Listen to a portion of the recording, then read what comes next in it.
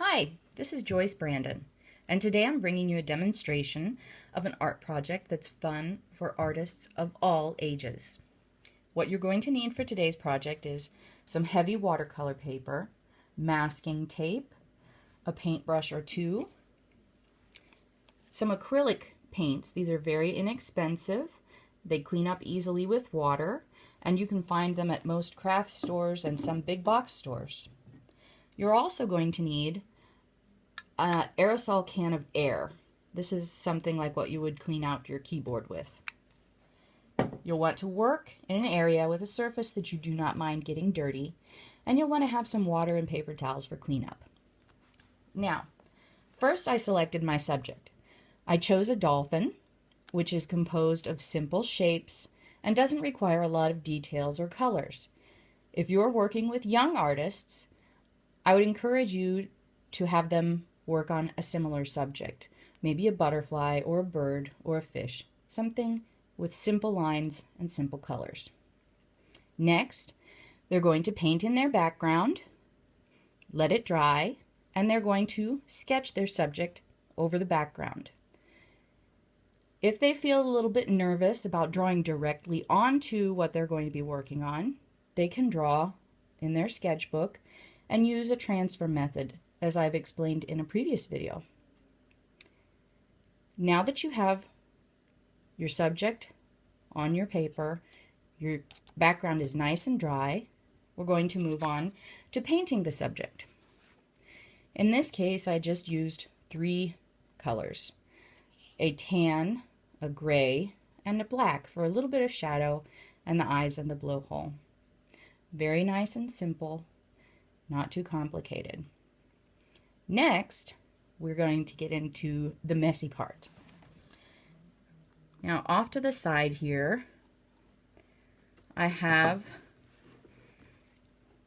a palette with a few drops of various colors of acrylic paint. Now, I've mixed quite a bit of water into this paint so that it is really, really liquid and runny. And you can add even more if you need to. All right, so there we've got some very, very liquid acrylic paint.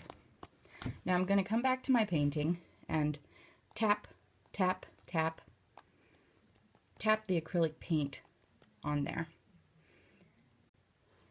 I take my can of air, and this one I've wrapped with a paper towel because the cans do get pretty cold when you use them.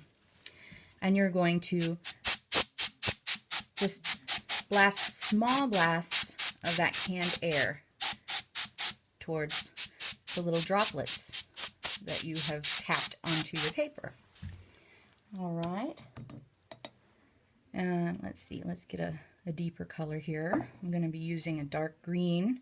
These are a couple of metallics. Now, you don't have to use the metallic paints.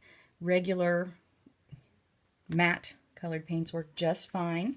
And again, here I'm blowing the air in quick bursts. If you hold the trigger down and blow the air on it for too long, it's going to actually freeze the paper and make it a little difficult. So you don't want to do that, but you do want to get plenty of nice bright colors. Here's a little bit of blue. Put some blue on there. Tapping it all out onto your paper. Let's see if we can get a bigger, there we go. All right. And again, squirting with the air.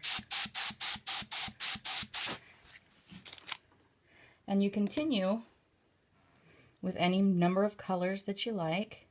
And in this case, what I'm kind of going for is the appearance of the dolphin maybe swimming through a coral reef with all these bright corals and plants all around him. All right, so that's a little bit shiny there, but you can kind of get the idea. Now, you continue to work on that, and eventually, once your painting is all dry, you're going to gently remove the tape from the edges. You might want to have a grown-up help out with that. And then what you have is a framed, already, little photo of, in this case, it's my dolphin in a coral reef, or it could be a butterfly in a garden, or a hummingbird in a jungle, anything that you can imagine. So, I hope you enjoyed today's lesson, and I look forward to talking to you again. Thank you.